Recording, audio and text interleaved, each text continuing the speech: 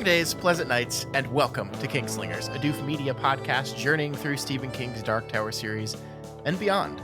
I am your host, constant reader Scott Daly, and I'm joined, as always, by the man who loves popcorn because it pops. It's Matt Freeman. How's it going today, Matt? I'm continuing to float down here. This week on the show, it's another week, another It adaptation. We now set our sights on the 2017, I can't believe this movie came out 6 years ago, but yes, 2017 feature film adaptation of King's novel. We're talking, of course, about the Andy Muschietti directed It. But gosh, a movie that I think we're maybe surprisingly, maybe not surprisingly, going to have a whole lot to say about, I think. Yeah, I think so. I guess I'm a little surprised. We'll get into that as we go. Yeah.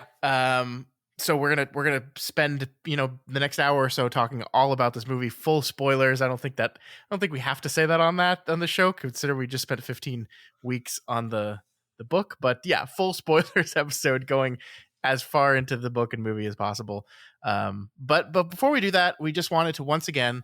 Folks, we're going to keep doing this, but it's next week. Next week on the 16th of November is when tickets for our Kingslingers live show in Bangor, Maine officially go on sale. The event is on the 15th of June, but tickets go on sale the 11th of November. We want to give you guys plenty of time to plan in advance, so we're turning tickets on really early.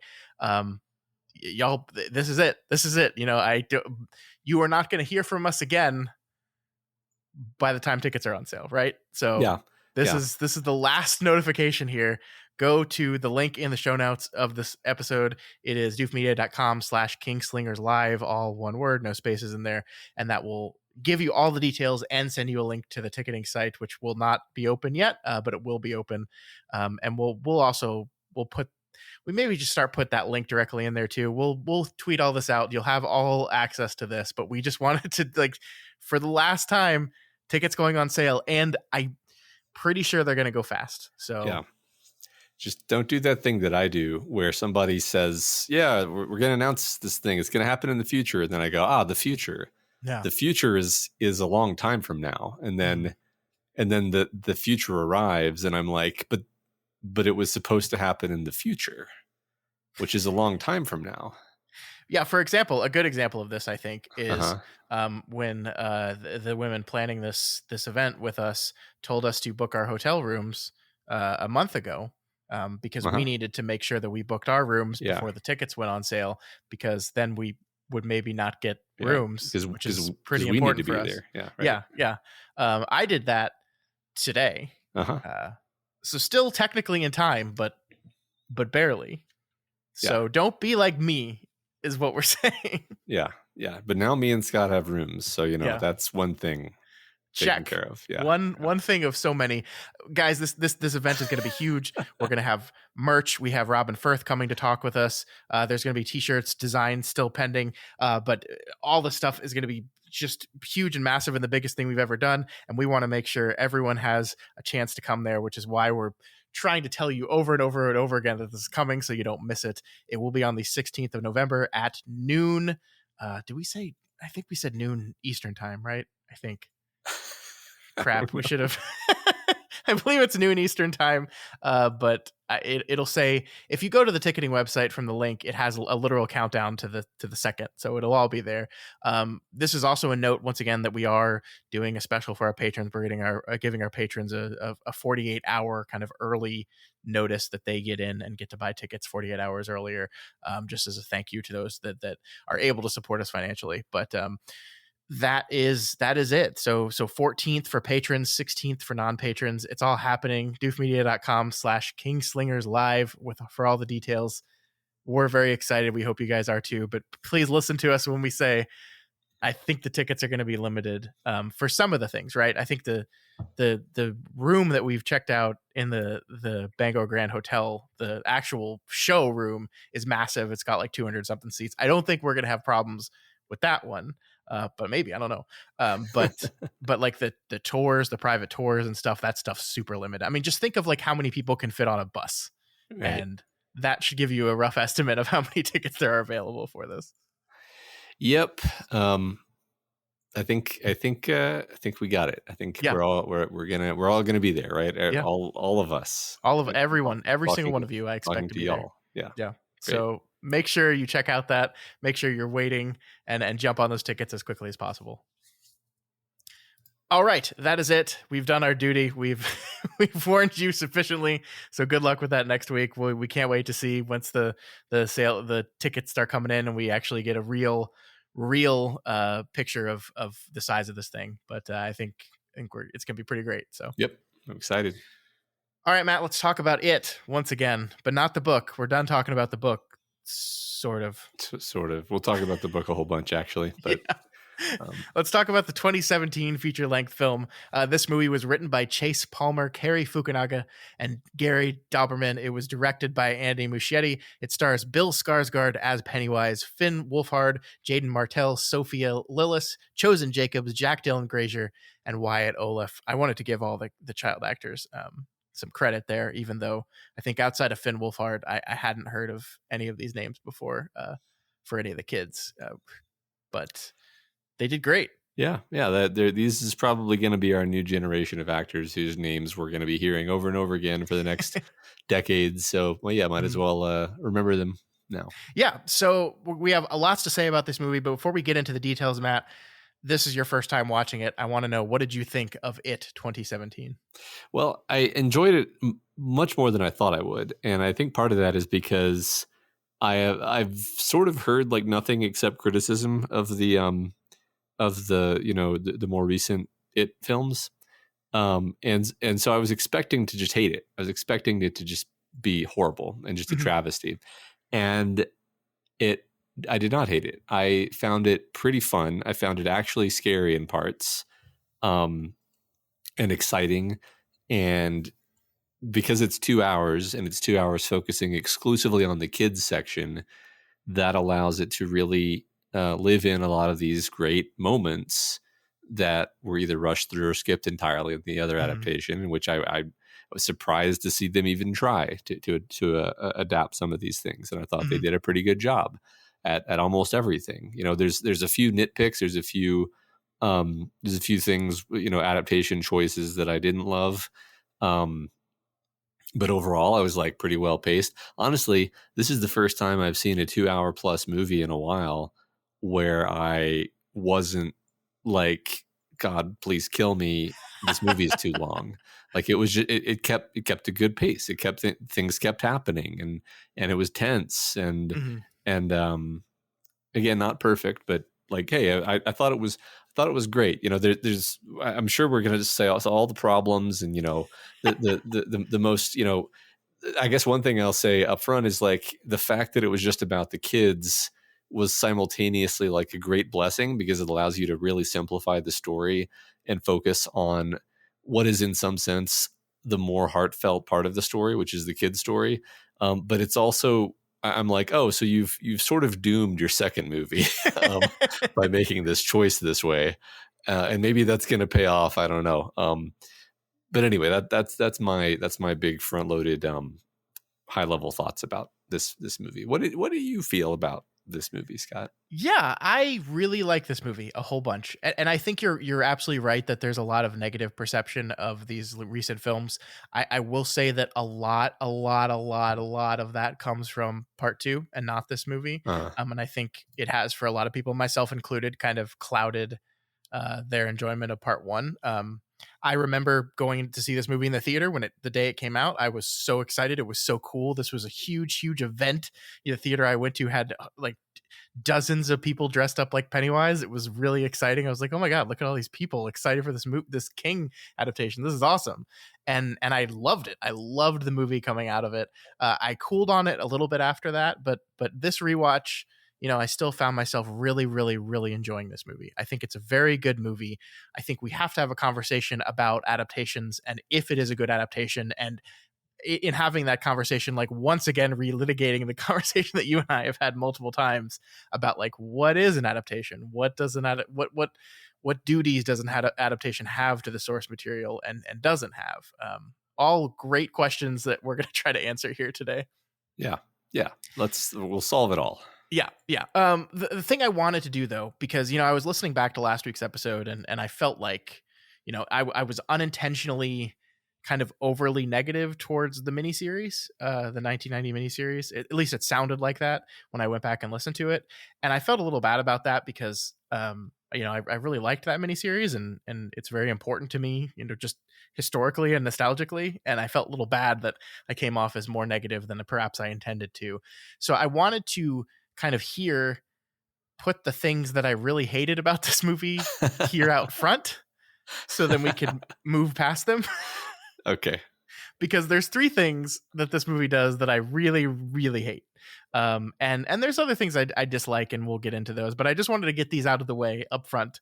And I'm gonna keep myself honest on this, and I'm not gonna keep returning to them throughout throughout the conversation.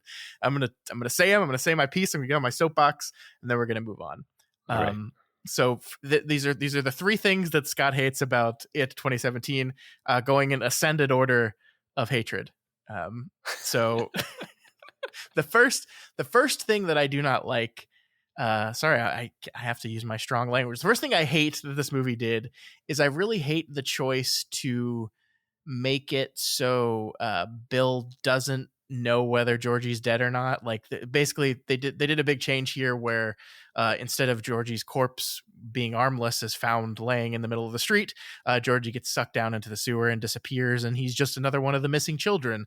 And our main character is kind of convinced throughout a lot of the movie, or trying to convince himself throughout a lot of the movie, that Georgie is perhaps still alive and down there somewhere. I don't hate like that in and of itself. I just hate what it does to other moments of the story. I hate that the reason the kids are hanging out in the Barrens is not because this is the one place that they feel like they can be safe and together, and like it's just because they're down there trying to look through the sewers to find Georgie. I just don't like that choice. I just think it like weakens a lot of the other stuff the book is doing, or the movie's doing, Yeah. rather. I mean, I'll just chime in there. I feel like it muddies up a little bit of the ending sequence where, Yeah. Georgie, it appears in the form of Georgie rather, and instead of parsing this as like, okay, it's going to sort of attack him where he feels guilty about this, it's like, oh wait, he's gonna think this is actually Georgie, and it's like that's not really the thematically the level on which this is supposed to be affecting the character. Yeah. Like that's just kind of confusing, actually. Exactly. Yeah. I mean, and you could tell they kind of built it for that moment at the end of the movie, right? Where like he says, but you're not my brother, and then shoots him with the livestock killing thing. And then the movie holds on the corpse of Georgie not turning into Pennywise for like a long time. Yeah. And like you can tell they're like, oh, did Bill make a mistake? Of course he didn't. The kid is armless and clearly been living in a sewer for the past 8 months. Of course it's not really him, but I hate that they play with that. Like I don't even want them. I don't want that to be part of it, right? I think you're absolutely right that the importance is George's guilt for, or sorry, Bill's guilt for the death of his brother, and how he's dealing with that, and how his parents are dealing with that. And I just feel like that's a little muddied by this I think unnecessary choice to make him one of the missing. Yeah, I don't feel like it ruined anything for me, but I basically overall agree that it was an adaptation change where I was like, I don't really think it paid off, right? It's like you can make an adaptation change if it's a change that results in a net benefit, right? Mm-hmm. Like that's more appropriate for the medium. But as it was, I'm just like, this didn't really add up to anything. It felt like it was fixing a problem that the book didn't actually have. Yeah. Like you feel someone said, why does in this case he not take Georgie with him when it seems like he takes a bunch of other people with him? It's like, I don't know, man. Who cares? Let's move on. Right. Right. Okay. So that's the thing that I hate the least of the 30th. Okay. So let's ramp it up a notch. Thing number 2. Okay. I hate that they took Mike's history part of his character, his study of the history of dairy. They took that away from him and they gave it to Ben. I hate that. I hate it. I don't understand why they did that. It feels like someone at some point during the scripting process of this movie was like, hey, wait a minute. History is books. This is the guy that likes the books. Yeah, he's in the library. So he's history guy. Like it's weird because not only did they give this to Ben, but then they took away Ben's like architecture stuff, right? So like they gave Ben something, took something away from Ben, and they kind of left Mike with almost nothing, Yeah. which is what really pisses me off because like Mike is kind of left at just like, for lack of a better phrase, he's just the black one. Is kind of what he's left with, and it just sucks to me because I love Mike so much. And they tried to, they changed Mike's story up, and instead of being with his parents on a farm, his parents were horribly burned in a apartment fire that I think is supposed to resemble the fire at the Black Spot, although they do reference the Black Spot fire still also anyway. So right. I just feel like if you do that to Mike, like if you take one of Mike's like main character things away from him, like maybe just not have the character anymore, that's like this movie chose to keep all 7 characters. Yeah. And I respect that for it, because I, as someone who loves the book, I want to see all 7 characters. But then you like mine one character to feed another character, and I just like that. I don't hate it. Yeah. I hate it so much. Right. That's it's funny. I agree, because normally in an adaptation, you would want to consolidate characters, and while I might be mad about it, I don't think it would be totally unacceptable to have consolidated some of these characters, since there are just so many characters. You got to make some cuts sometimes, right? But what they seem to have done is like halfway consolidated the character, and then still kept the other character, just not having any traits, or having sort of like only negative traits. Yeah. And I'm going to be honest, like I was actually just left confused, where I was like, wait a second, were his parents killed in the Black Spot? No, that's impossible. That doesn't work out timeline wise. But then you're like, but this is the movie. The timeline is totally different. Maybe they were killed in the Black Spot. Maybe the Black Spot was a thing that happened more recently. I don't know. I still don't know. So like, or maybe, the idea of the Black Spot is something different. I'm pretty sure I'm wrong about that. It's just like the point is they left you really confused by the idea of these visual elements that they're merging together. Yeah. Like when you see the people's arms sticking out of the I don't know, meat building, whatever. The meat building, exactly. Yeah, that's what it's called. I was like, oh, it's like the Black Spot is what haunts him. That's interesting. And then it turned out that it's like, no, not really. He maybe doesn't even know about the Black Spot. This is actually his parents' death that's haunting him, and it's like it was just weird. It just landed weird. And and his arc throughout the story is really interesting, right? Because interesting, and I think the fact that it's not good in that like we kind of meet him at the beginning, and like his problem is he doesn't want to kill the what are they, goats? Sheep, I don't remember. Sheep or goats or something. He doesn't want to kill the sheep. And his grandfather chastises him for that. And like the first time you see that scene as a book reader, you're like, whoa, why is Mike's dad being such an asshole to him? Yeah. And then you quickly realize that it's not his dad, it's his grandfather, and he's mentioning how his parents are dead, and now he's like teaching Mike the lesson is like, in this world, you're either the person with the sheep killing gun or you're the sheep. And you got to figure out which one you want to be, Mike. I can't remember when my dad gave me that speech. And you're like, okay. And so like by the end of the movie, he's the guy with the gun now.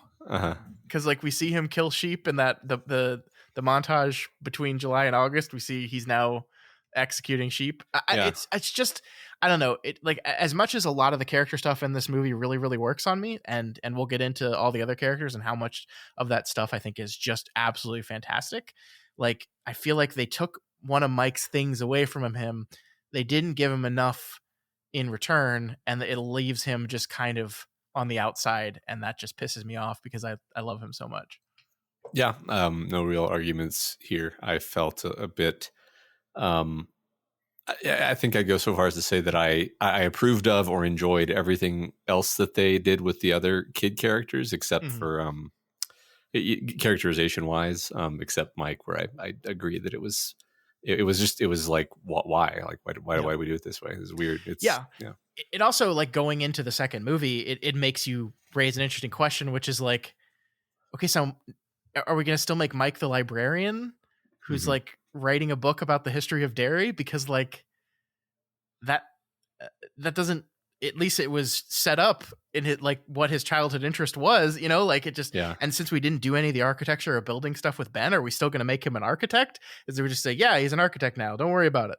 I know the answer to these questions and we'll get into them next week, but like it just leaves you in this weird spot where you're like, it's weird, I don't know. Yeah. Yeah.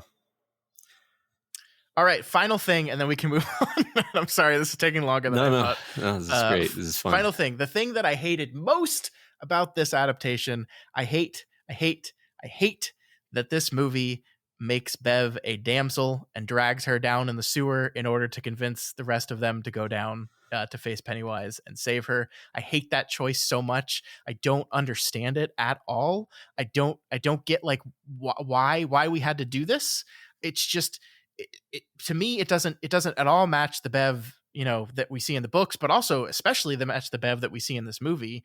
And I think it's so important that all the kids are together and decide to do this thing together as one group and one unit. And I just hate that choice. I don't like it. It's, once again, it's like the script is trying to solve a problem that did not exist. We have plenty of motivation for them to go down there and face Pennywise. Like, it's there. And in the book, they didn't even like decide, now we're going to go do it, right? They were just chased down there as a group. Like, you don't need this at all. You don't need to do this to one of your characters, and yet this movie does it, and it just doesn't make any sense to me.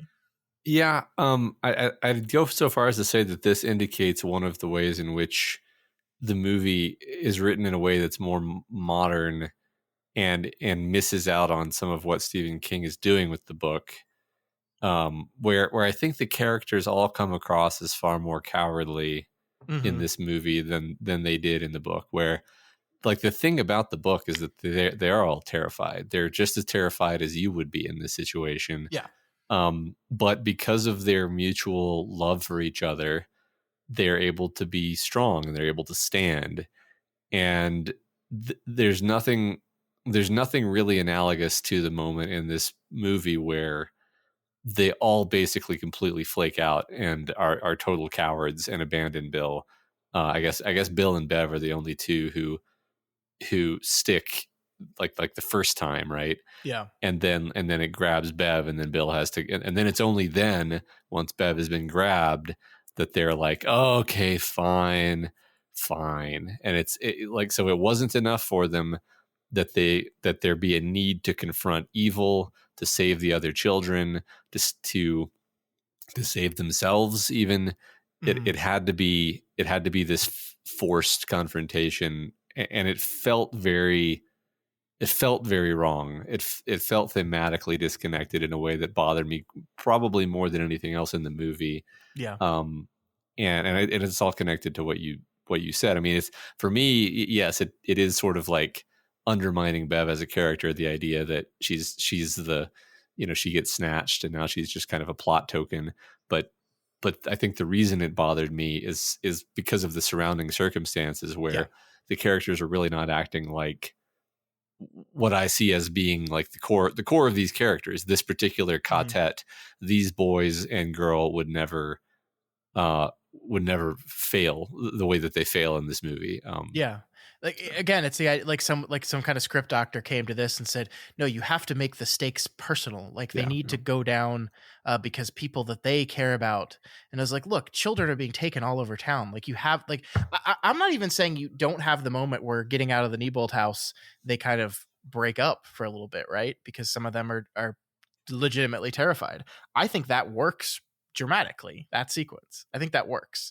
But making it so the only thing that can motivate them to get together is a threat to one of their own, like, I just don't like it. And especially don't like it that we hit which is the one we have to pick arbitrarily for some reason, is Bev, because she's the girl, right? That's what it feels like. It's like, why make her the one that gets grabbed and pulled down? Well, because she's the girl.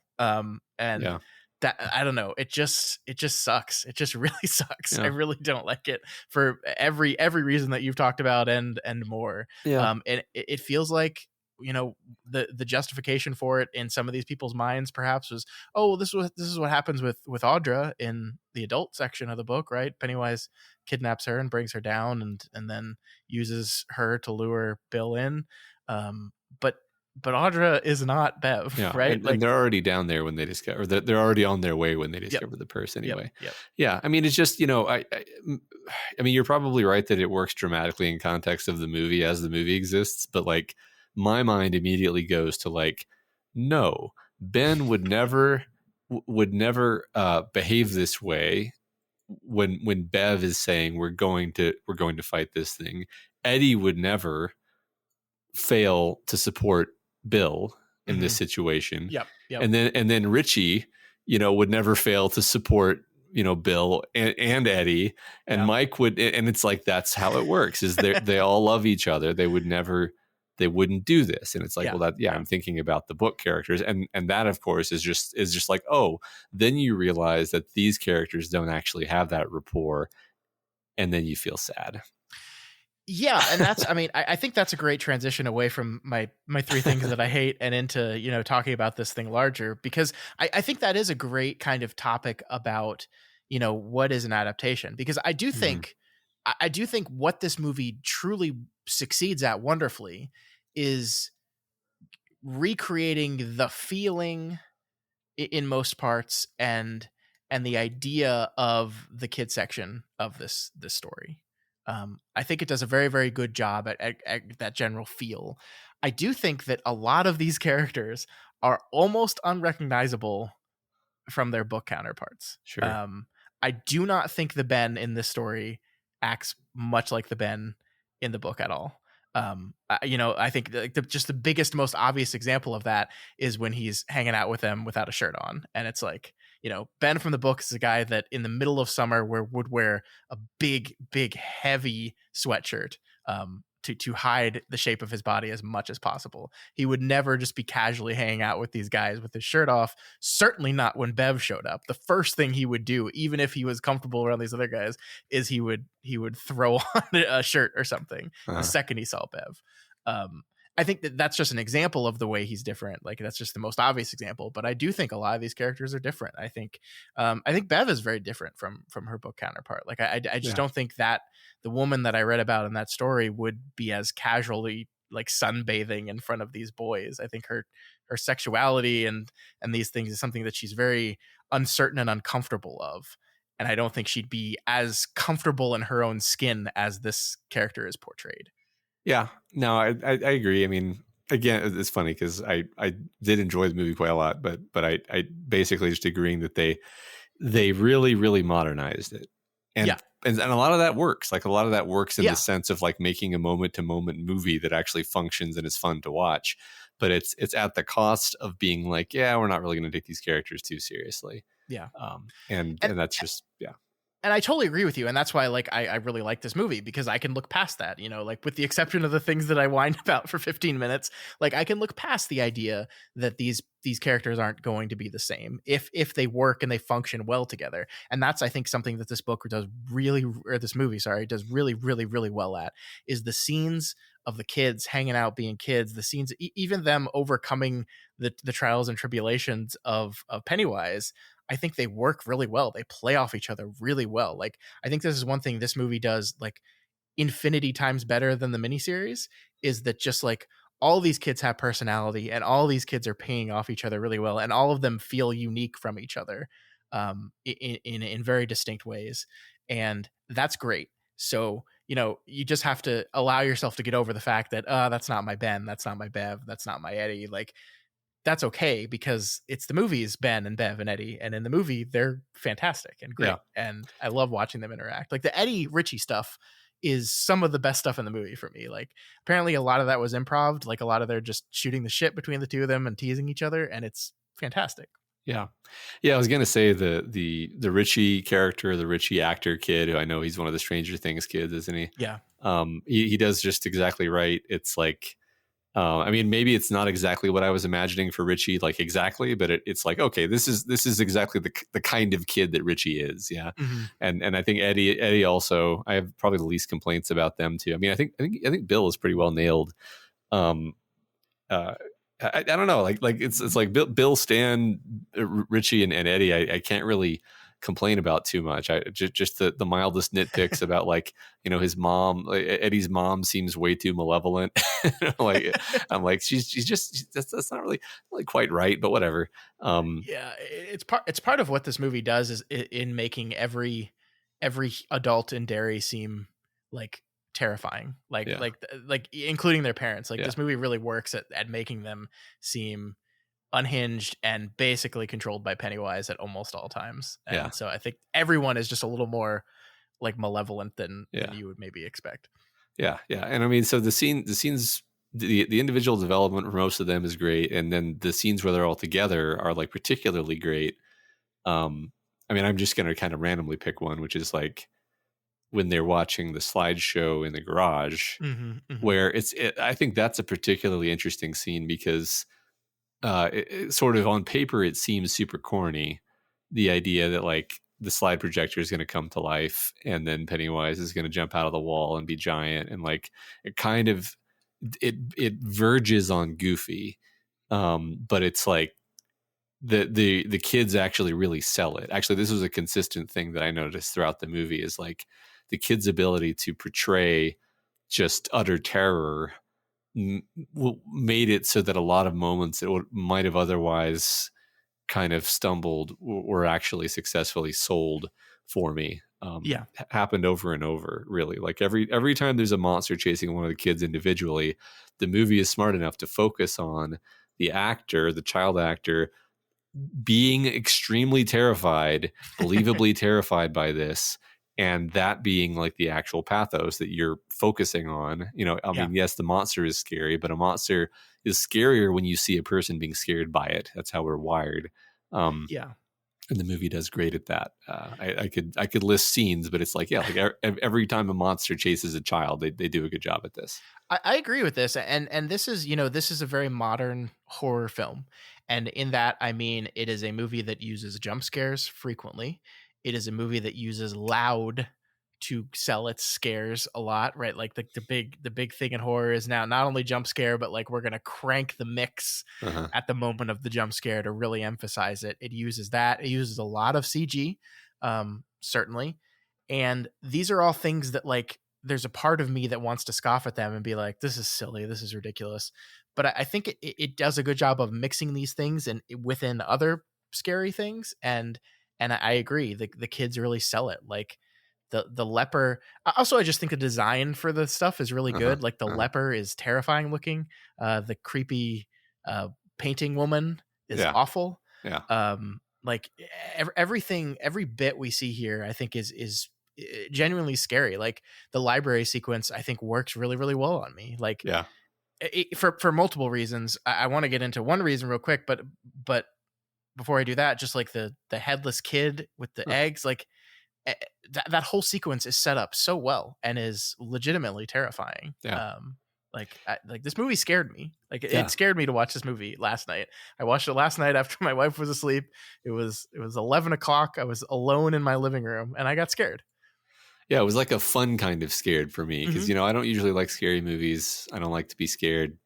And I was scared, but it was like, it was, I was talking about this with my son and he actually provided me with the vocabulary. He didn't watch the movie. We were talking about scary video games and he was like, he sort of provided me a second axis where one axis is scary and the other axis is intense.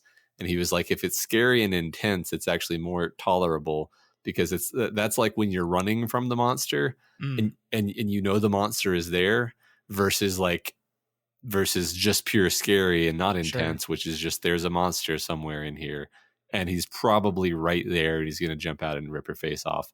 And actually for me, what it made me realize was that like it's actually the suspense and the tension that I feel waiting for the jump scare that I don't like. And this movie doesn't never do that, obviously, but a lot of it is like, okay, we've dispensed with the jump scare. Now a monster is chasing the child actively and it's still scary. It's still intense, but it's not, I don't feel that same level of tension. So I actually enjoyed this more than Yeah, I well, do a and lot of. it's one of the things I love about horror is that moment of, the build, the build, the build, the jump scare, then the chase sequence. And then as soon as the chase sequence is over, you have this moment before we move on to the next scene where you're kind of just chuckling to yourself about how scary that was. Yeah, It's yeah, just like, oh man, like I think the yeah, library scene is perfect because like it's legitimately terrifying. This like the jerky movements of this headless boy that's been blown up, yeah, then turning into Pennywise chase him, then suddenly he bumps into the librarian and the danger is over and you just get to like laugh to yourself a little bit. yeah. um Yeah, I yeah. definitely felt that way with the first encounter with the painting lady, where Mm. after that was over, I was like, that was really well done. Yeah. Well, um, just like I love stuff like that, like the just the move of, the painting falls down creepily, he picks up the painting and puts it back, and then we have this perfectly angled shot where we can't see what's on the painting until he's set it up, and then we see it's empty and you're just like, oh shit, and then we're on. Yeah, it's just, it all works really well. The other part that I really like that this movie does, and you probably missed a lot of them if not all of them, is Pennywise is everywhere in this movie. Like even in sequences that are not specific, it's time to get scared sequences. Like like this movie goes all out. Like my favorite one, my absolute favorite one, is when Ben is in the library researching and he's reading the book, and it goes that really creepy moment where he's like flashing through pages very very quickly. yeah, Behind him the entire time, out of focus in the frame, is the librarian just standing there looking at him grinning. And the movie uh-huh. doesn't call attention to this. Like I think a different movie would have cut to her, like done a cut to a closer up of her grinning to just be like, look, audience member, you see how creepy this is, that Pennywise is now in this librarian somehow grinning at him creepily. It doesn't do that. It just leaves her in the background where you could totally not see this happening. But it's there in the scene, and I think even if you don't notice it, I do think it makes the scene a little bit more creepy. Something feels off about the scene. And it does this all the time. Like when they're in the alleyway, kind of treating Ben after his Henry wound. There's just like a graffiti Pennywise that just appears on the wall behind them that wasn't there at the start of the scene. It's just suddenly there looking at them. Just stuff like that is everywhere mixed throughout this movie, and it's like a combination of scares, right? It's the detention jump scare thing, but just like this unsettling feeling of creepiness is everywhere in this movie. Yeah, sure. You're right. I don't think I noticed any of the ones you mentioned. But yeah, then I mean, it affects you subconsciously. Mm-hmm, mm-hmm. And I think there's a lot. I don't know what word to use other than like high production values, where just like everything about the way it's shot is just extremely well thought out. Like Mm-hmm. the house on Neibolt Street, the way everything about that house just is at a very fundamental level of set design and art direction is just perfect. Like that's it's so good. That's such a good part of the movie, and so Yeah. much of it is just like, yeah, like the the art of it, that part of filmmaking, which is often just sort of like taken for granted almost, but this movie just really excels at that. Yeah, I love that sequence as well. I mean, I think it is. I will say, and maybe this is intentional. The weird thing about the Neibolt house to me is in the scene where we first see it with Eddie walking down the street, like it's just like normal house after normal suburban house, and then we get to the Neibolt Street house, and it's just like a house out of another world almost. But Yeah, that feels kind of intentional, right? Like this is in the language of this movie. This is like the center of evil. They've made it the Neibolt Street house. yeah, It's like it's a center of where Pennywise came from, like where he's been hanging out, and so it is almost otherworldly looking. No house on the street looks even architecture wise like this house. It's not just that it's dilapidated and run down; it just looks like a house that doesn't belong here. yeah. And you can imagine the adults don't even like see it or whatever, don't Yeah, perceive it yeah. that way, and that's all fine. I mean, we talked about this when we did the book too, but it's like it really reminded me of Black House, where it's kind of this interdimensional place that doesn't follow Hmm. the rules. Yeah. I I want to talk about. I think the Neibolt Street house is a great way to talk about the silliness of this movie, though. because it is a movie that, as we said, is very scary, but it is also a very silly movie. Like, the big thing with Neibolt Street that jumps out to me is the three doors, not scary at all, very scary, and the most scary that Yeah. Pennywise puts in front of him. And it really sells this idea that Pennywise throughout most of the movie is really just fucking with them. Like, Yeah. just like you ask the question, why aren't these kids dead yet? Like, why isn't he just like, because there, at least in the world of this movie, there are a lot of moments where like Pennywise should have just gotten these kids and killed them. Like, there's no reason why he couldn't have. Like, they didn't escape from this thing through any will of their own. Like, there's no Stan holding up the bird book moment, right? Yeah. To push back Pennywise in these early individual encounter moments. But it just seems like Pennywise is just fucking with them. Like Eddie with the leper. Like, he's chasing him with the leper. He's right behind him. Eddie's trapped by a fence. And then he just stops being the leper and is just Pennywise holding a big upside down triangle of balloons just to fuck with him. Yeah. And like that, it does create something that's really creepy, but also very, very silly. And a lot of the silliness is driven by the characters as well, who say really funny things to them. I mean, like one of the climactic moments of this movie is Richie saying, "And now I'm going to have to kill this fucking clown," Yeah. which is a hilarious moment. It's really funny. Yeah. I don't know. What did you think about the kind of the humor of the thing? Yeah. So, first of all, I just want to mention the other moment where, after the extremely intense and action-packed confrontation in Neibolt Street, it's basically a comedy beat where Richie, quote unquote, sets Eddie's broken arm, obviously not knowing how to do that, and it's basically it's funny in a way that I wasn't expecting, and so it really got me. Mm-hmm. But also, while I did kind of love that, it still super undercuts the horror and dread of what just happened.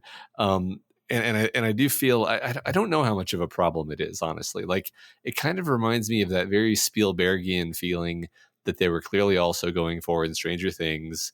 I don't know if we've mentioned it yet, but have we not talked about Stranger Things yet? We're 40 minutes into this episode. Yeah, I feel like it was so obvious to both of us that we just assumed that we had said it already. But yeah, like clearly somebody watched Stranger Things, and then they probably went back and watched all the Spielberg Bikes on Kids movies, Kids on Bikes, and we're like, yeah, let's aim for this tone. And I'm not saying that's a mistake, but it's like, okay, sure, do that, but that's not the tone of it. that's a different tone, you understand? Yeah. And so there's a lot of, like, especially Richie, because Richie is already the comic relief character of it. He's essentially being that Stranger Things sort of, 80s kids movie insert character, except he says fuck a lot more. Like there's so much more. And it's fine. It's fine. Because the movie's fun. The movie's just going for a different tone, I think, than what the book is going for. And I think it succeeds at the tone that it's going for, maybe a little bit at the cost of the feeling of the gravity of things. I mean, I think basically a related point I wanted to make is, like, Skarsgård as Pennywise does perfectly fine, but nobody's going to remember his Pennywise, as like the thing that ruined their childhood, right? And I don't even think it's his fault. Like, it's not like, oh, he did a bad job. It's like, yeah, it's fine. It's fine. He didn't do anything wrong. I mean, other than, like, not live up to Tim Curry's impossibly, transcendent performance. Mm-hmm. But like, the thing is, it's not his fault. It's just that in this movie, Pennywise can't be made that magnificently dreadful because there's so many of these goofy, silly moments that kind of undercut the idea that that this is a world where this is a world of like cosmic horror that these children are lost in. I mean, he's also just like, I sort of disagree with you, like, about the iconography of him, and this is just from the fact that I know, like, Gen Z really loves this movie, and, like, you go to any makeup person on TikTok and they have at one point, like, done the Pennywise from this version of It makeup and done the performance, because it's a very, very distinct, specific performance.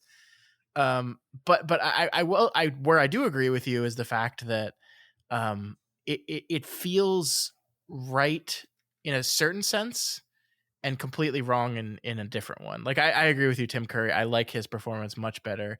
I mean, like I think the storm drain sequence with Georgie I think is the best example of this, where just in this movie, Pennywise is just so fucking scary. Like from the beginning, I just don't believe a child is ever going to approach him ever. Especially in the aged up world of 1988, where this movie takes place. Like maybe in the 50s a kid would approach a clown, but like in the 80s, and maybe I'm misplacing things, that it's only because of this book that people wouldn't do this in the 80s. But like just he's so creepy and so menacing and so uncomfortably weird, and not in the Tim Curry way, where it's kind of, I think you said magnificent, and it's like it's he doesn't act like a clown ever. Like Tim Curry like acted like a clown sometimes, right?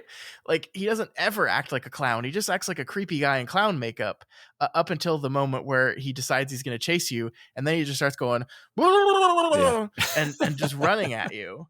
And like it's not that it's bad. Like again, I think it does work in this movie, but yeah, it's just like it makes Pennywise seem more animal and less cosmic horror monster thing.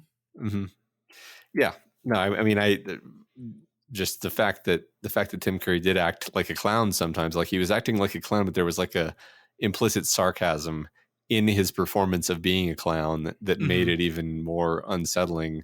Where it's actually less unsettling when you just got a guy who's, leering at you. It's like, oh, well, you're just a monster. Like it's not complicated. It's not. There's no psychology there. There's no Pennywise is not even really a character here in the sense that he was in the other, in the original and the adaptation. He's just he's the monster, and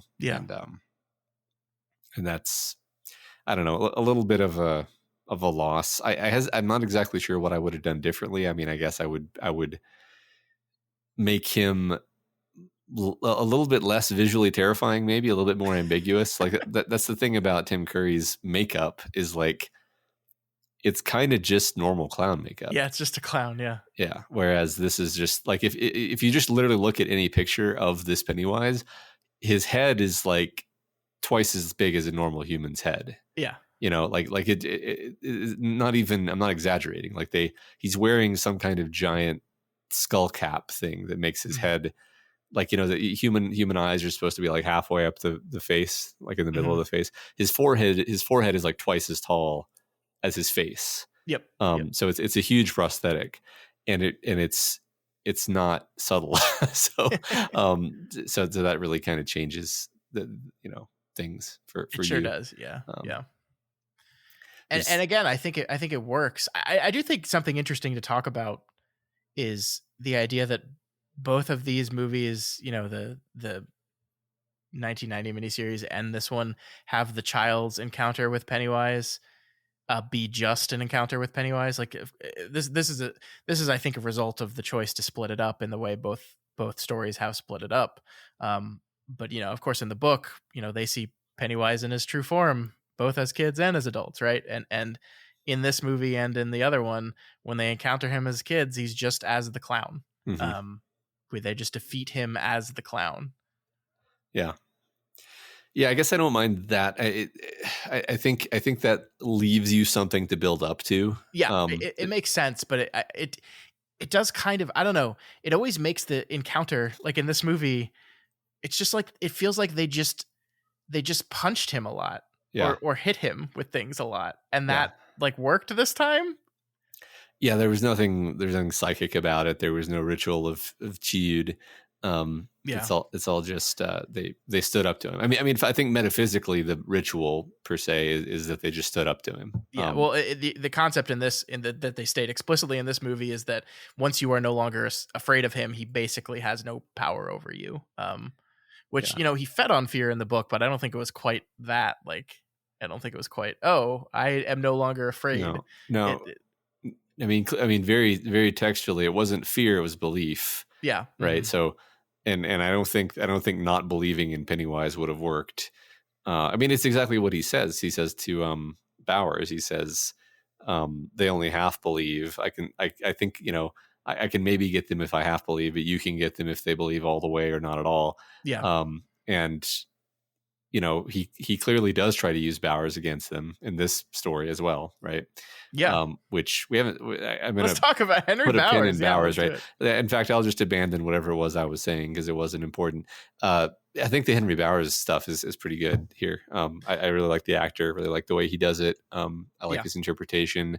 I like I really like the switchblade in the mailbox scene. It was like that was just great. I was like, that's exactly what I didn't know I needed from this movie.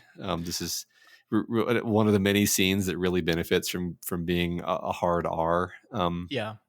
Is him stabbing his father in the throat and blood going everywhere. I mean, there's a lot of scenes that really benefit from the ability to have blood spraying everywhere, but that was definitely one of them. Yeah, I agree. I think Henry Bowers is really, really good in this, and the choice that the movie makes. I guess what is your, because it appears in this movie that Henry Bowers dies. He falls down an infinite well. Yeah. Now we know, of course, in the story itself, Henry Bowers survives the encounter down in the sewers and comes back to terrorize our losers in their adult age. So like, I guess, I don't know. Are you like that? They're definitely moving away from that. Is he like, we didn't get to see him die, right? The fact that we didn't get to see him die makes me think that he's going to survive. But sure. But then I'm like, well, then why'd you do it? Why'd you do it that way? Yeah, exactly. So it's entirely possible that he's just gone. I'm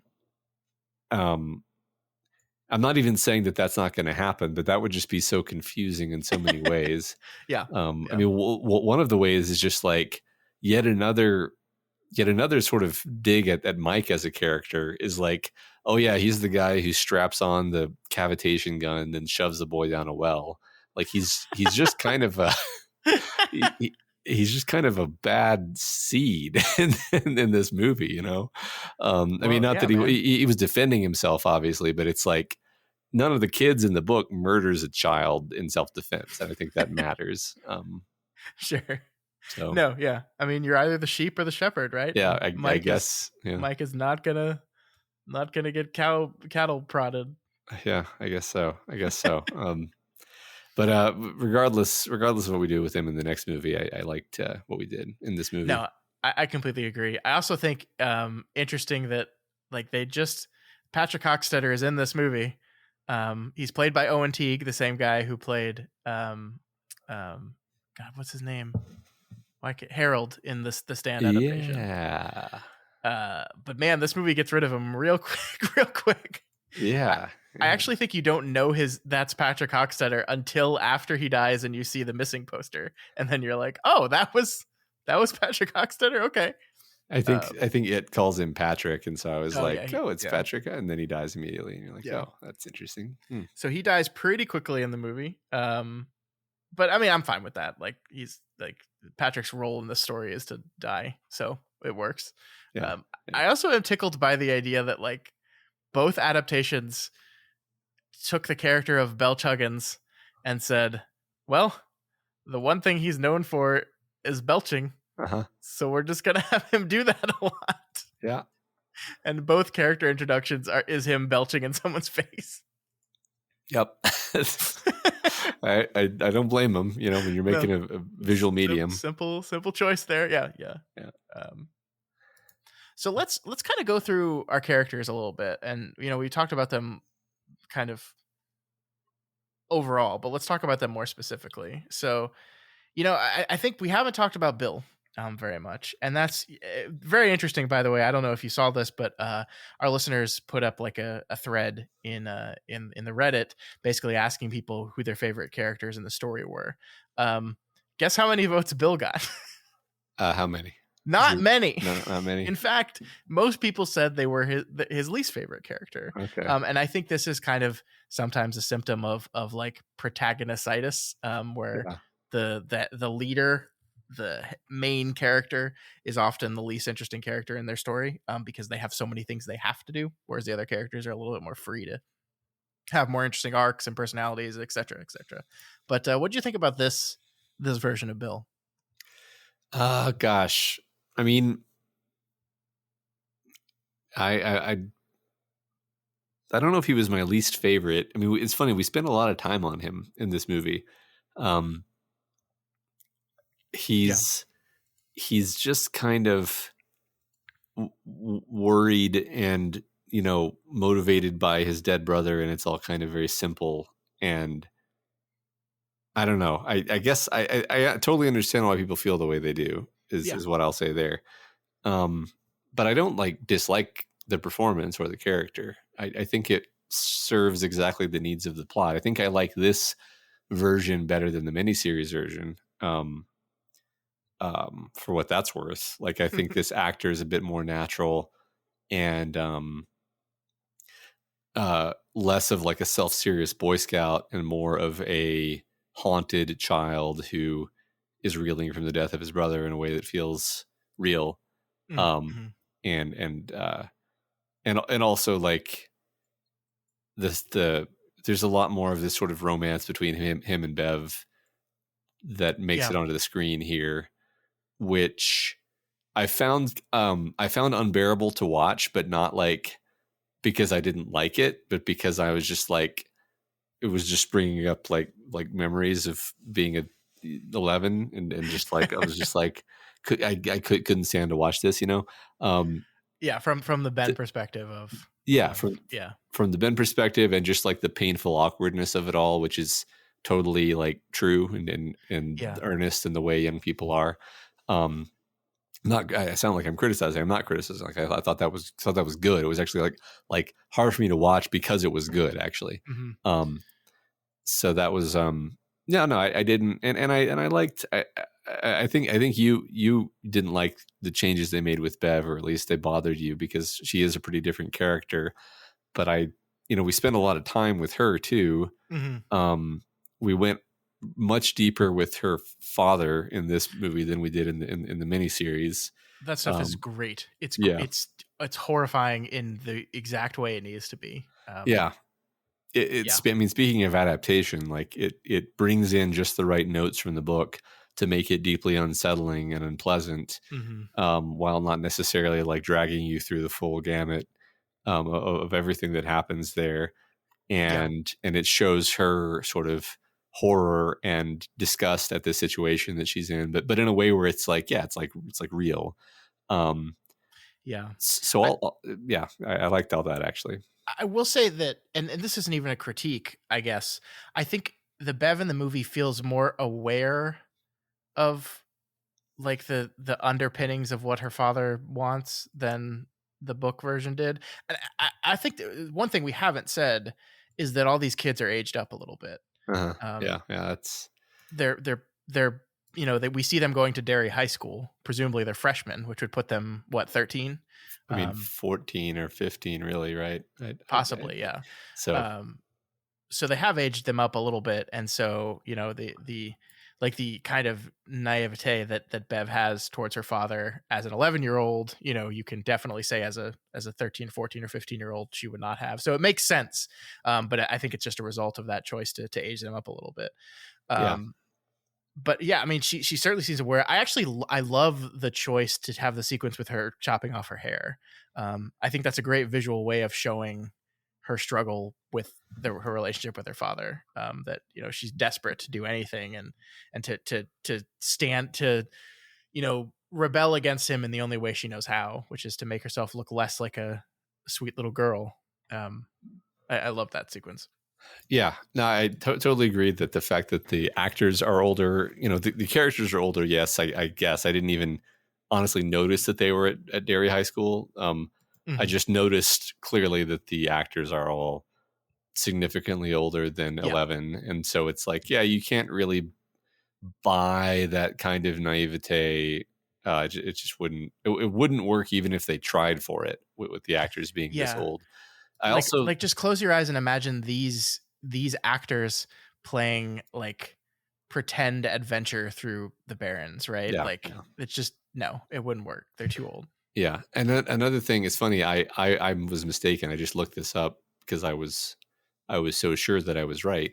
Um, so what I was going to say is that the actress who plays Bev she's actually only a year older than the actor who played Ben, but she looks like she's like 4 years older than the actor Yeah, who she played does. Ben, and it makes that relationship, quote relationship, sort of not connect for me.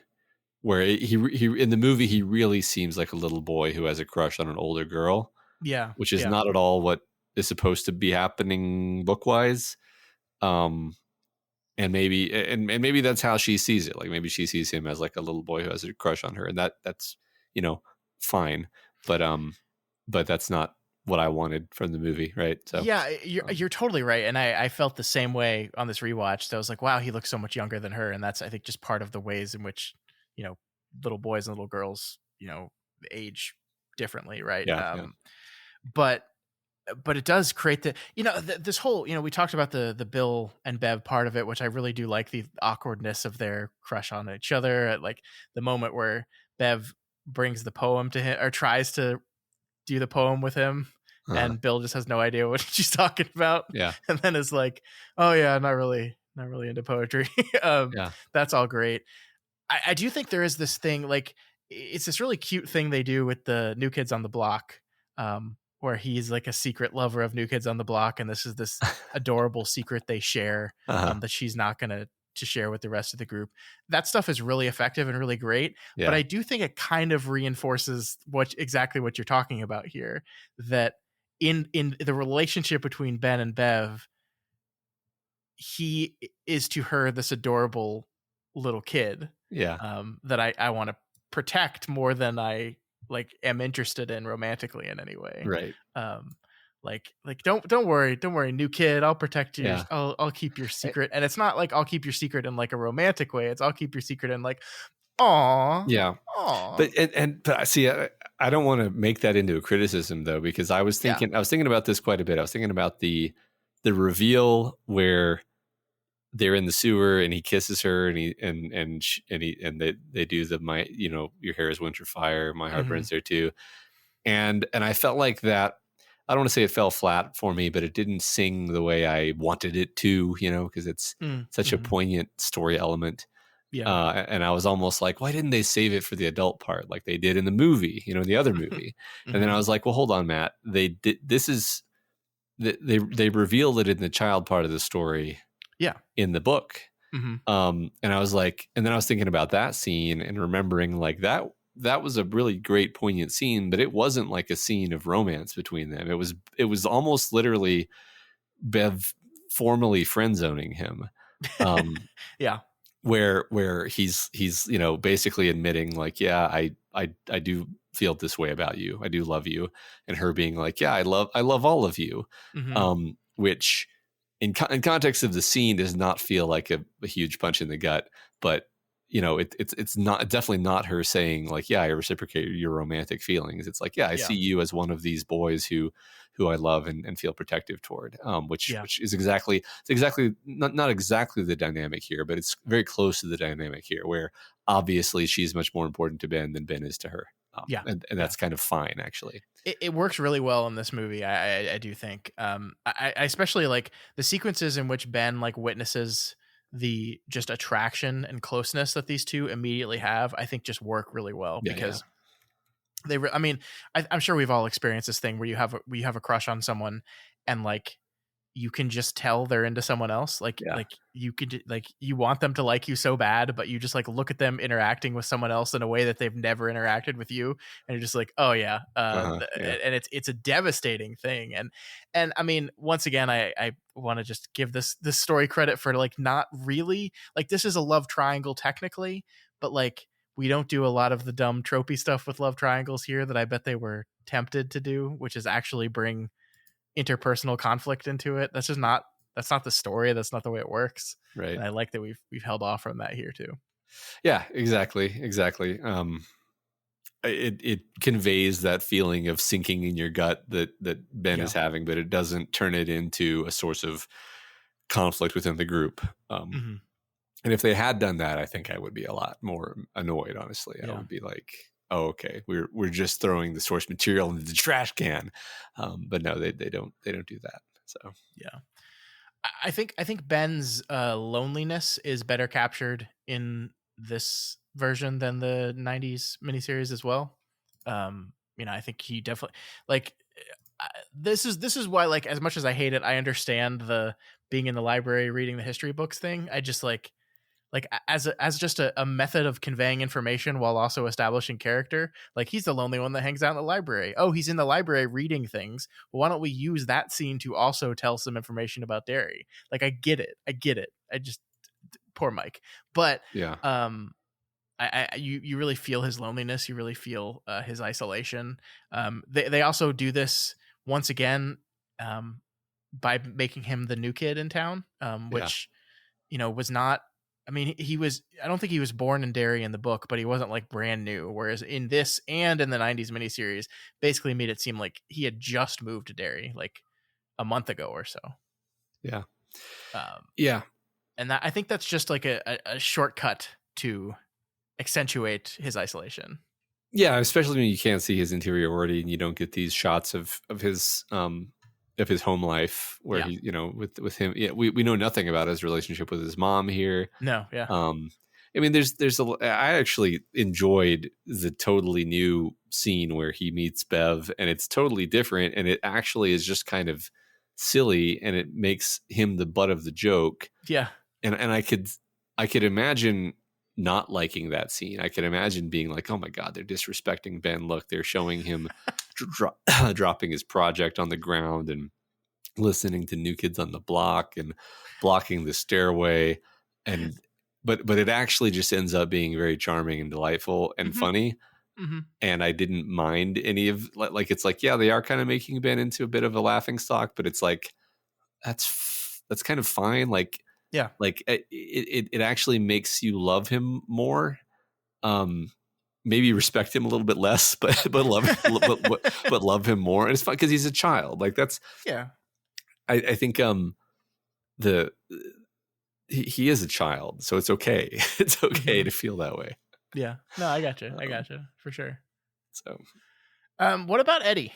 How'd you feel about like there's moments in this movie where I feel like Eddie is almost unrecognizable to me, and then it's like the movie remembered that Eddie had to be kind of a hypochondriac and really lean into that. Like, I don't know. There's just like it felt like it went back and forth for me. Yeah, I thought it was mostly great. I thought it was mostly pretty great. Yeah. It's funny, as we were talking, I had to like remind myself, like, wait, no, we're talking about this Eddie, because I just watched the other movie last week. Yeah, I mean, it's interesting. Like the actor is really, really good at looking scared. I will say that. Like that does a ton of work. He's so small. He's like shorter than all of them. He's small. I mean, and he looks little and weak. And the whole thing with the cast was just perfectly heartbreaking. Yeah. And the hypochondria thing, it is definitely a knob that they turn really hard at certain specific points. Yeah. And then I don't want to say they forget about it. It's just more like it ceases to be a central element. I don't know. I guess I'm trying to remember like the leprosy thing, that the leper was so terrifying. Yeah. That it almost doesn't matter that like specifically that Eddie is a hypochondriac. It's just like, oh, this is a monstrous rotting guy with like the eye and like the nose and everything. So good. I'm not being very coherent here. I guess I had very few complaints about the way they did Eddie, and most of the characters really. I really liked the scene where he confronts his mother. I thought that worked really well. Yeah. Especially when he called the pills gazebos. Yeah. not placebos. Thought that was great. I agree that that was great, and it was also great that they didn't draw any attention to it. Yeah.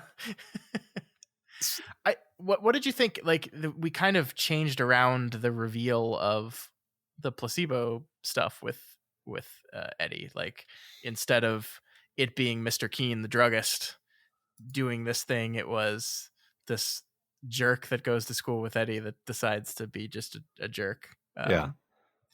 I thought that was fine. The mystery, I didn't really see there being like a specific narrative weight to it being Mr. Keen. He's just some guy. He's a plot device.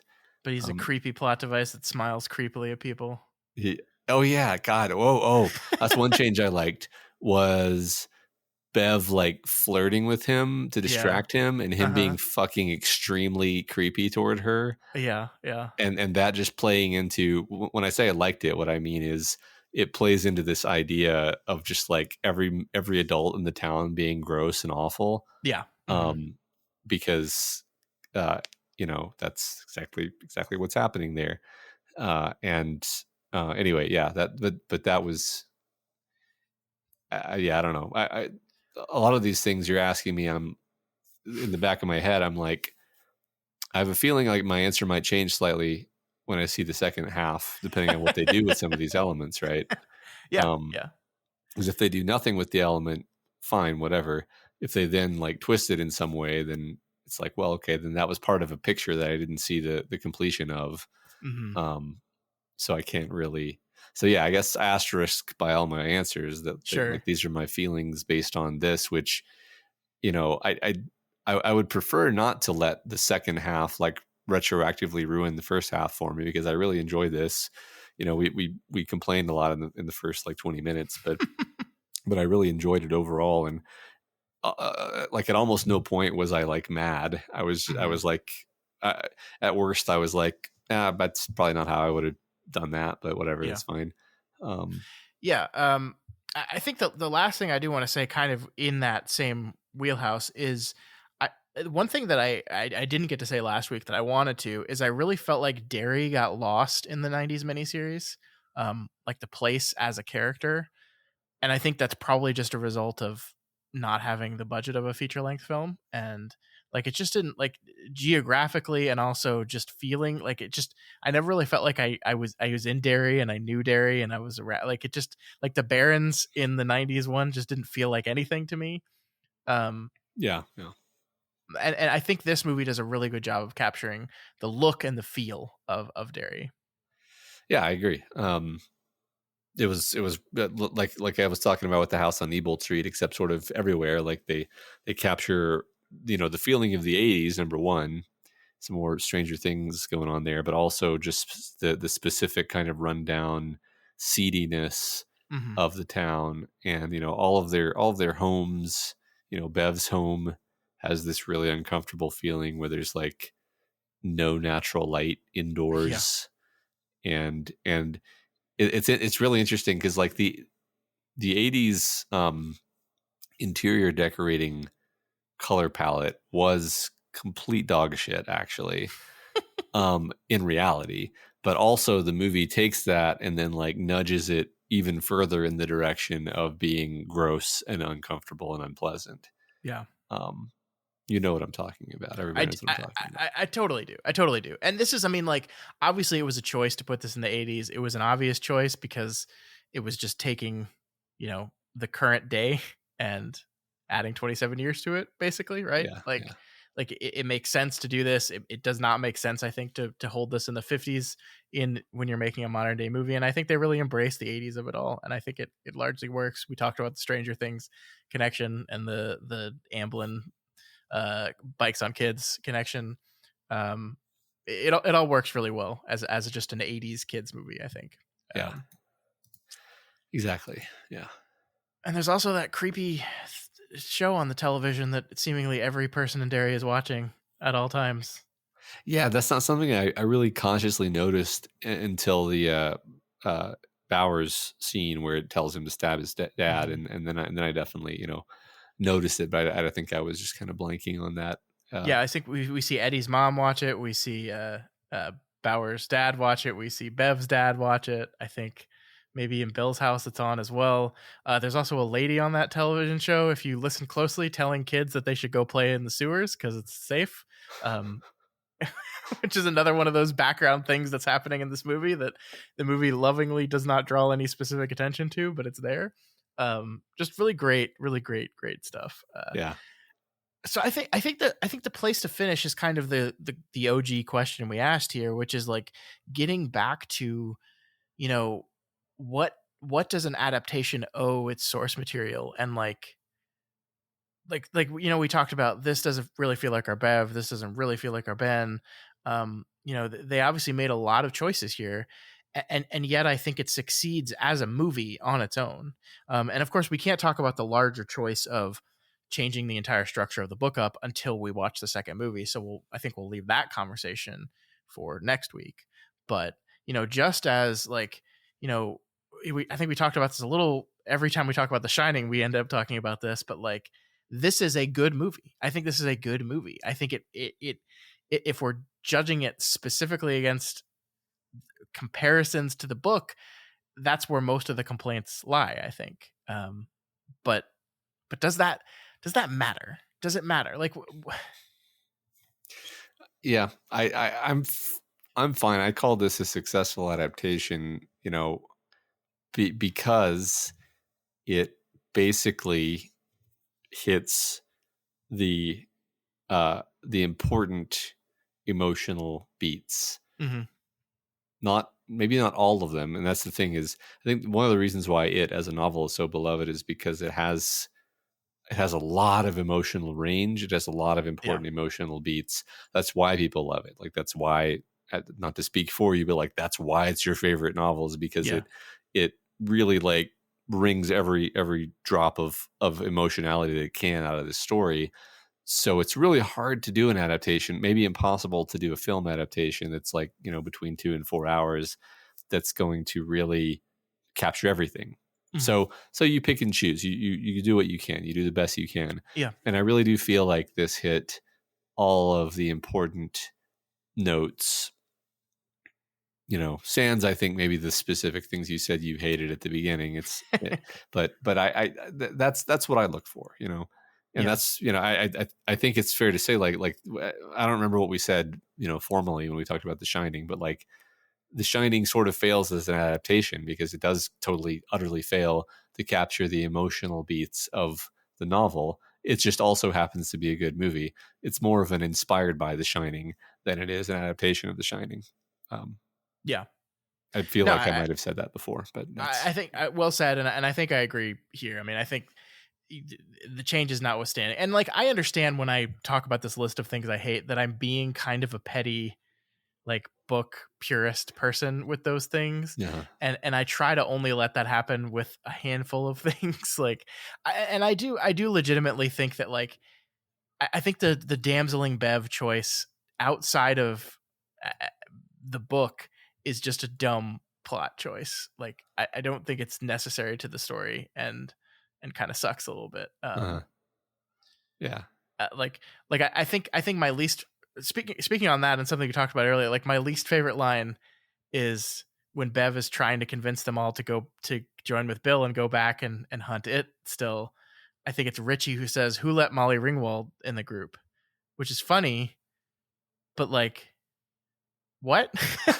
you're the losers. The one thing that they were never is picky and gatekeepy about who gets to be in the group or not. And it's just just, I don't know, it sucks. And that's all part and parcel of the entire chain of events that leads up to Bev being damseled. But so bad adaptive choice. Yes. I think just bad, plot choice as well. I just don't like it, but I mean, and that's fine. I mean, I don't want to put myself as some kind of authority on this. I've been involved in stupid internet arguments about whether the Wheel of Time TV series was a good adaptation, and I've tended to take the side that it is a good adaptation, even though it makes way more changes in all kinds of ways than this movie makes about it. And it's well, fundamentally, I'm kind of grading on a curve where I'm that some written material is just gonna be impossible to really adapt to the screen because of X, Y, so many reasons. The number one reason I mention the most often is just when you can't see into the characters' heads, you got to make all kinds of other decisions to communicate the same information, or just say, okay, we're not going to do it that way. We're going to change the character because we can't read their mind, and thus we're not going to succeed at that. And that's to me, I'm just like, I'm fine. I accepted that long ago, you know? Yeah. I used to, when Game of Thrones was coming out, I listened to a podcast that was like book purists talking about the show each week, and I stopped listening to it because it became just this like constant ranting about every little thing that was changed from the book. And I like said to myself, I don't want to be that person. Like, I don't want to be the person that like there's plenty of things wrong with Game of Thrones outside of its like the adaptation or anything. Right. Yeah. That's an interesting example where I think it becomes an interesting conversation when you can actually say, here's what I would have done instead. Mm-hmm. I mean, what happens a lot is that people say, here's what I would have done instead. And then they say something that would have been way worse. And then you're like, okay, like, I don't think you understand what makes film different from book, and probably haven't thought about that, very much. And that's okay. We don't all have to have podcasts where we talk about this constantly. Yes, we do. Everyone must have podcasts. But yeah, no, I agree with that. I think this functions as an adaptation. I agree with you. Changes, obviously, but changes are always necessary. Like, there's no sewer sex scene in this movie, because good. I think we talked about that scene. Like, you cannot film a scene like that. Like, you just cannot. You should not. Like, there's no reason why that should be in any adaptation of this story ever.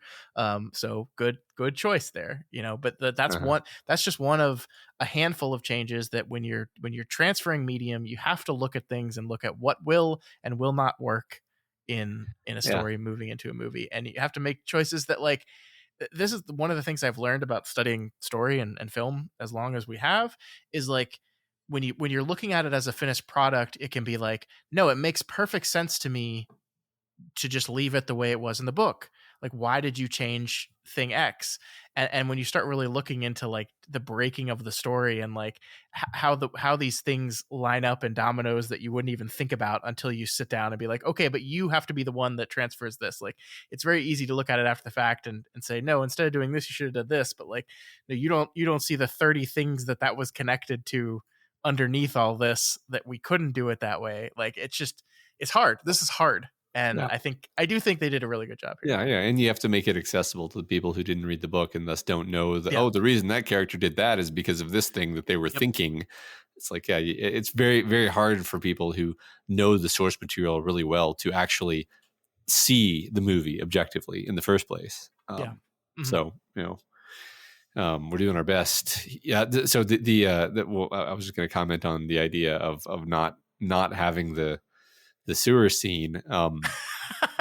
Really?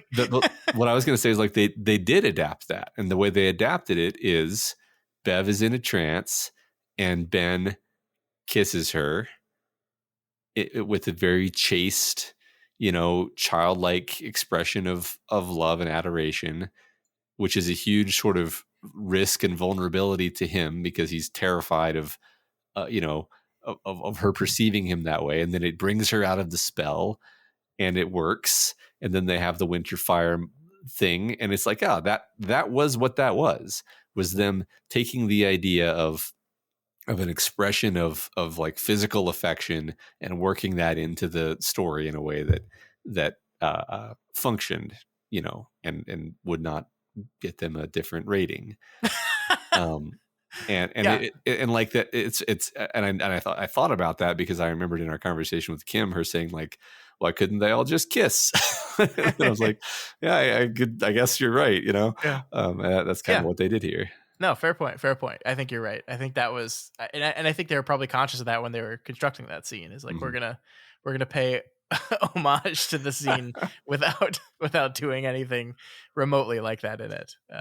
So you're right there. Yeah. All right. Well, I think we've reached the end, right? I think Yeah.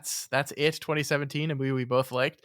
Obviously, a lot of unanswered questions as we move into the second movie in this series. I will say, just like you talked about, making this like making adaptive choices that attract people that haven't read the book. This was a hugely successful movie. This brought in over $700 million worldwide, which is a lot of money for a rated R film, especially a rated R horror film. With a budget of apparently 40 million. Yeah. Mm-hmm. Yeah. So it made heaps of money. It was, I think, the third highest grossing rated R film of the time. I think it's a little lower on the list now, but it is the highest grossing horror film of all time. Hugely successful, especially amongst the younger crowd that probably didn't read a lot of Stephen King. I think this film brought Stephen King to a new generation, which is really cool. A lot of the Gen Z folks didn't really read a lot of King. They really were into this movie though, and they started reading a lot of King. And it also brought about this Stephen King adaptation renaissance that we're still kind of in. They basically, after the success of this movie, everyone just said Stephen King things, greenlight them all, everything, and a lot of them are not very successful. We've talked about some of those things, but it's always really cool to see a new group of people find Stephen King. Yeah, I bet it's a really successful way to get people to read a book by sort of splitting it in half and releasing the halves a year apart, because I bet a bunch of people buy the book to find out what happened, Mm-hmm. All right, well, we will find out what happens 2 years later when It Chapter 2 comes out. Stacked cast. I don't know if you've looked at who plays who in this movie, but a little bit. They got everyone that they wanted, basically. But will it work? No.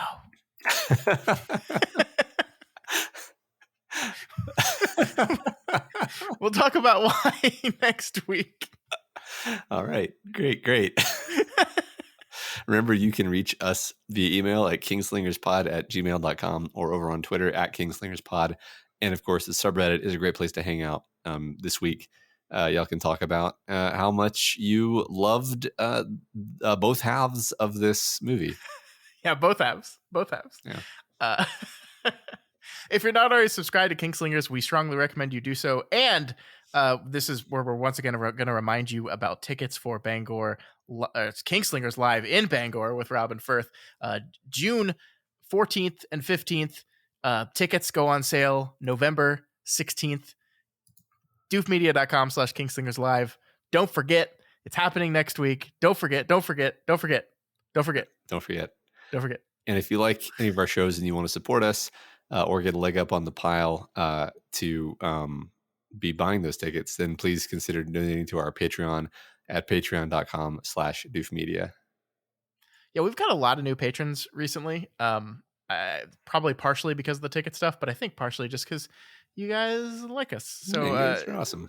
We're still working out a way to do those call outs like we used to with the new Patreon system. It's bad, but just wanted to say thank you to all those of you that have joined recently. Got lots of great stuff on there. Appreciate that. Yeah. If you cannot afford to become a patron right now, of course, that's okay. We totally understand that. You can still help us out by sharing the podcast, by Xing about it. Is that really what it's called now? I literally don't know. I think you just say posting about it. Posting about it on X. Uh-huh.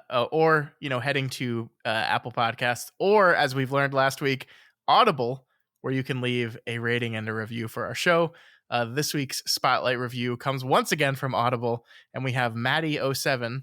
I hope this wasn't just you, Matt. No, not that I know of. Well, Maddie07 gives us 15 whole stars and says, "Welcome to the party. This podcast is like when you're at a good party and in a corner you find two of your smart and extremely well-read friends talking about one of your favorite writers. So you sit down and spend half the evening just listening to them. And it's really entertaining, and they bring up some points you never thought of. But most of all, there's this glow of friendship around the whole experience, and that's what keeps me coming back week after week."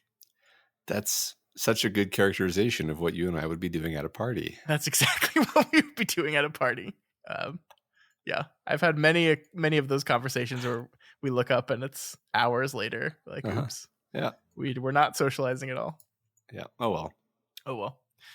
Well, thank you so much, Maddie. Who I once again hope is not you, Matt. It's not. God damn it. We appreciate that, and we appreciate all of you that take the time to send those rating and reviews. They seriously really do help. We appreciate them so much. So thank you. I hope you enjoyed this episode, and we'll be back next week for It Chapter 2. Long days and pleasant nights. And may you have twice the number.